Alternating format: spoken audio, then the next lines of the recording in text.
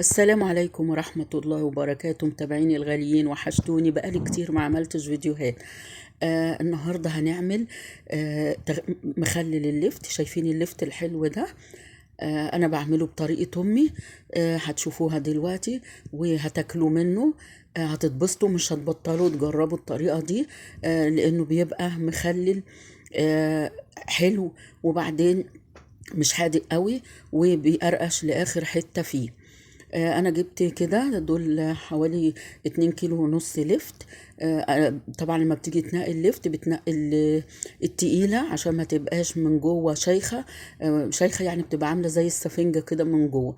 و بتجيبي برضو اللفت اللي هو لونه موف كده، عشان ده برضو بيديله طعم وبيخليه يحمر. حتى لو محطتيش بنجر بيبقى اللون الموف ده بيحمره.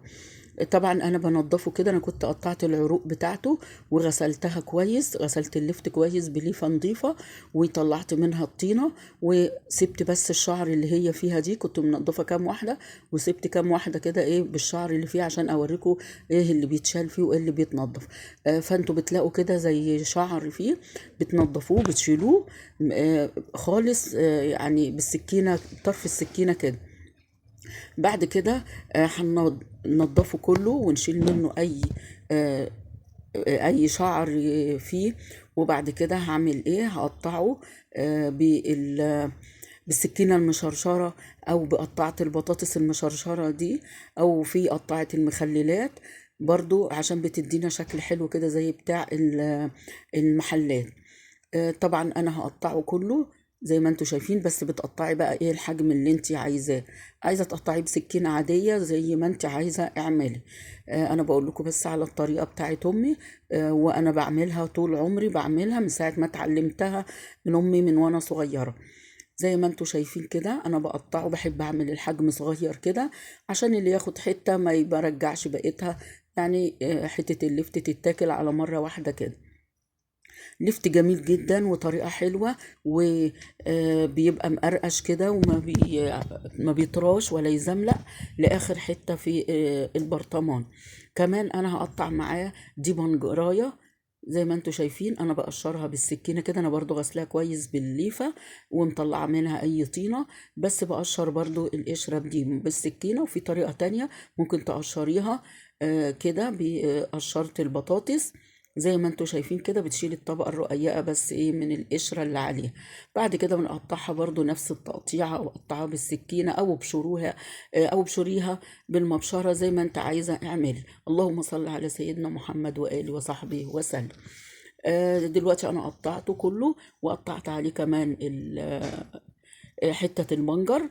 زي ما انتوا شايفين هحط عليه بقى ايه. انا مش بخلله على طول، انا ببيته كده في الملح، برش عليه كده ملح، رشيت 4 5 معالق ملح، انت حسب الكمية اللي انت عايزاها، حسب الحدق برضو اللي انت عايزاه.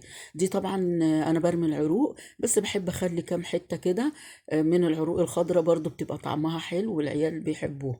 آه، برشيت برضو شوية شطة، بيديله برضو حرقية حلوة كده بسيطة. رشيت شوية صغيرة، ودي حاجة اختيارية، لو مش عايزة ترشي شطة ما تحطيش. انا مش بقلبه بقى، بفضل انطوره زي ما انتوا شايفين كده. او حتى وانا بنطوره بيفضل ايه، ابتدى اللون بتاع البنجر يبان فيه. حطيت كمان معلقة ملح كده. الحدوقية بترجع ليكي انتي. طبعا بغطيه وهسيبه. لو عملتيه بالليل كده الصبح قومي عبيه في البرطمان، ولو عملتيه الصبح يبقى بالليل.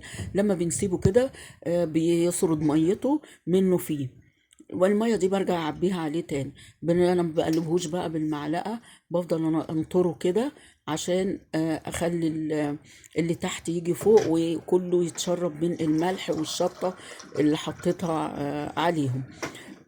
شايفين بقى انا بقلبه كده، وجبت البرطمان هبتدي اعبي فيه. اللهم صل على سيدنا محمد. لو لسه ما عملتوش اللايك، يلا يا حبايبي لايك وشير عشان خاطر يوصل لكم كل جديد بعمله. زي ما انتوا شايفين بقى هو صارت ميه قد ايه. الميه دي نازله من ميه اللفت نفسه بالملح بتاعه. انا هرجع احطها عليه تاني، ولو لقيته محتاج ميه بزود له كمان شويه ميه مغليه ومتبرده او ميه من الفلتر، زي ما انتوا شايفين كده. ممكن بقى تحطي ملح، لو انت مش مكتره الملح تبقي تحطي ملح في الميه اللي هتزوديه بيها، او ترشي عليه شويه ملح، معلقه ملح كده على وش البرطمان. شايفين الميه دي؟ انا بقى ايه، دي ميه اللفت اللي هو سردها، نزلتها عليه. هو بقى هيحتاج شويه ميه كمان. البرطمان ده انا كنت مخليه هنا قرنبيط، ما كنتش لسه فتحت عليه، فقلت بقى اطلعه كده ايه واقلبه في شوية اللفت اللي باقيين دول، عشان يعني يملوا البرطمان الصغير ده. زي ما انتوا شايفين انا هبقى اجيب لفت قرنبيط برضو، وهبقى اخلله معاكم بكذا طريقة. زي ما انتوا شايفين انا عبيته كده اهو، ابتدى لونه يبان اهو. طبعا كده البرطمانات محتاجة مية تاني، دي مية مغلية ومتبردة او مية من الفلتر، زي ما انت عايزة تحطي فيها ملح، او ترشي ملح ايه على وش البرطمان لما تدوقي الحدق بتاعه. اذا احتاج ملح تحطي له، ما احتاجش خلاص. زي ما انتوا شايفين لفت بقى جميل اهو. بصوا لونه حلو ازاي، وابتدى هو يحمر زي ما انتوا شايفين كده. اللهم صل على سيدنا محمد. جربوا بقى بالطريقة دي، طريقة حلوة، بيفضل اللفت صاحي كده ومقرمش لحد اخر حتة في البرطمان زي ما بقول لكم. جربوا يا حبايبي بالطريقة دي وقولوا لي ايه رأيكم، هيعجبكم قوي قوي قوي. ومع السلامة.